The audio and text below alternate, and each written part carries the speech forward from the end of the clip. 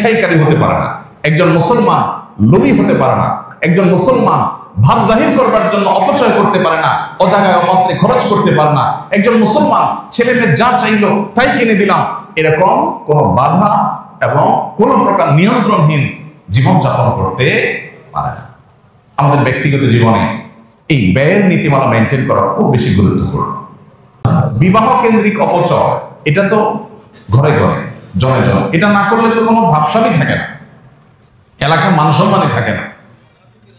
বেশাব মানুষ খাওয়াইতে হবে 200-300, বিশাল ডাকডোল পিটাইতে হবে। চিটাঙের দিকে বিয়ে উপলক্ষে রিক্সা চালক বেচারা গরিব মানুষ, দিনমজুর, তারপরও তার আধা কিলোমিটার রাস্তায় লাইট লাগাইতে হবে।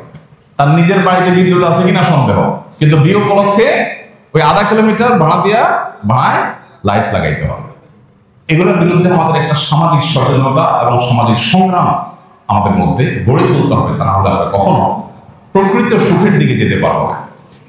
আমাদের রাষ্ট্রীয় পর্যায়ে যদি আপনি দেখেন, যেই পরিমাণ অপচয় হয়, যেই পরিমাণ অপব্যয় হয়, নেতা নেত্রীরা কোনো দিকে যাবেন, 10টা তরুণ হয়। এর আগে আমি বারবার এই কথা এখানে বলছি, 10টা গেট হয়, 20টা গেট হয়, এক একটা গেট নির্মাণ করতে লাখ টাকা খরচ, আরো বেশিও হয়। এই গেটগুলো কি কোনো মিনিং রাখে না মিনিংলেস? কোনো মিনিং আছে? এই গেটগুলোতে দেশের চুল পরিমাণ কোনো কল্যাণ আছে? অকল্যাণ নিশ্চিত। সম্পদ উপার্জনের ক্ষেত্রে আমরা সবাই জানি উপার্জনের প্রক্রিয়া হালাল হতে হয়। ঘুষের কারবার করে, সুদের কারবার করে, সুদি লোন নিয়ে, চুরি করে, ডাকাতি করে, ছিনতাই করে আরেকজনের হক মেরে টাকা কামাই করা যায় না, এটা আমরা সবাই জানি।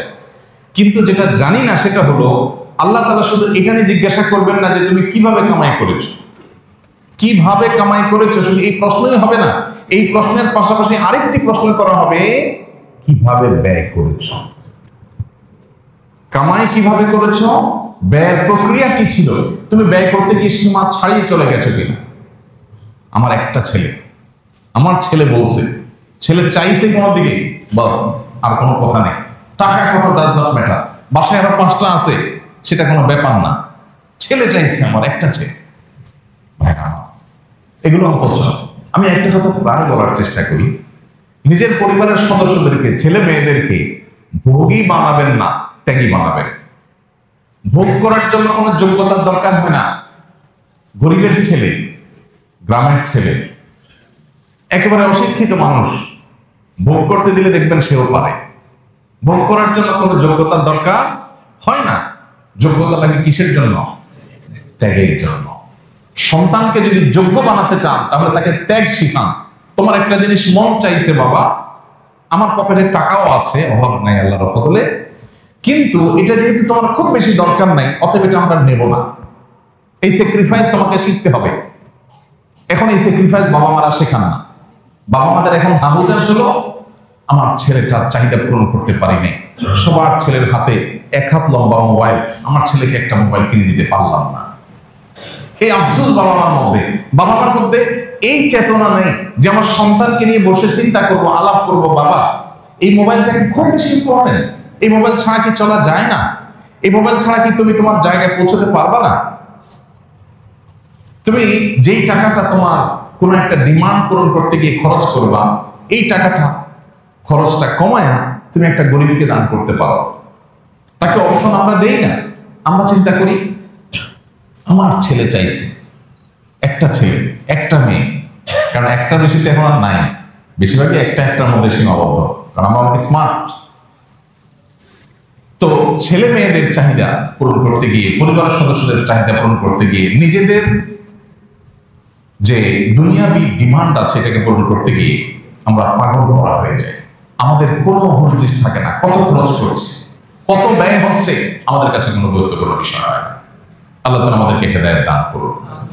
সম্পদ হলেই ভোগ করতে হবে, ভোগবাদী হইতে হবে, অপচয়কারী হইতে হবে, টাকা পয়সা উড়াইতে হবে, এটা ছোট লোকের চিন্তা, এটা কখনো বড় লোকের চিন্তা না। তাহলে বড় লোকের চিন্তা কি?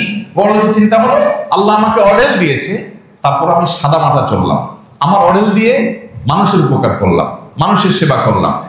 অনেকে আছে সামান্য একটু শখ পূরণ করতে গিয়ে লাখ টাকা উড়িয়ে দিচ্ছে, সামান্য শখ, যে শখটা আসলে খুব বেশি গুরুত্বপূর্ণ কিছু না, সেটার জন্য তিনি লাখ টাকা উড়িয়ে দিচ্ছেন। অথচ এই লক্ষ টাকা অনেক অসহায় পরিবার যারা বৃষ্টিতে তাদের ঘরে কুড়ের ঘরে পানি পড়ে জবজব করে শীত নিবারণ করতে পারে না, 1 লক্ষ টাকা দিলে তারা মাথা গোজাবার জন্য একটা ছোট টিনের ঘর করতে পারে।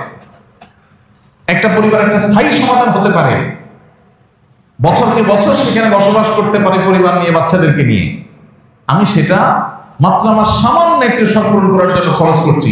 1 বিন্দু পরিমাণ বুকের মধ্যে আমার অপরাধ বোধ আমার মধ্যে জাগ্রত হচ্ছে না, আমার মধ্যে একটু বাধা আসছে না, একটু আমার সেন্স কাজ করছে না। এটা ইন্ডিকেটর। কিসের ইন্ডিকেটর? যে আমি আসলে ফাসিক আছি, আমি আখিরাতমুখী না, আমি আল্লাহমুখী না। গোটা পৃথিবীতে ভোগবাদের জয় জয়কার। ভোগবাদকে এমন ভাবে প্রতিষ্ঠা করা হয়েছে যে লাইফ যত এক্সপেন্সিভ হবে তত উন্নত দেশ। গোটা পৃথিবীতে তাকান, যে দিকে তাকাবেন, যেই দেশে যাবেন, যেই দেশে লাইফ যত বেশি এক্সপেন্সিভ, যেখানে জীবন ধারণ করতে 1 গাদা টাকা লাগে, সে দেশ তত উন্নত। এটা হলো আমাদের কাছে উন্নত হওয়ার ডেফিনিশন। স্বামীর একার উপার্জনে চলতে পারে না, স্ত্রীকেও কামাই করতে হয়, সেটা উন্নত।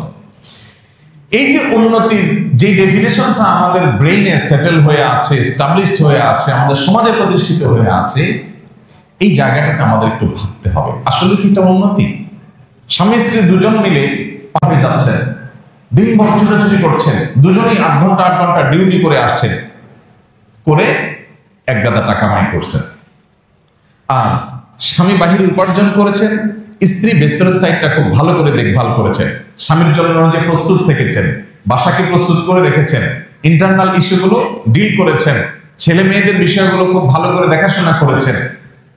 কিন্তু উপার্জন খুব বেশি করতে পারেন নাই, যেহেতু দুজন উপার্জন করছেন না।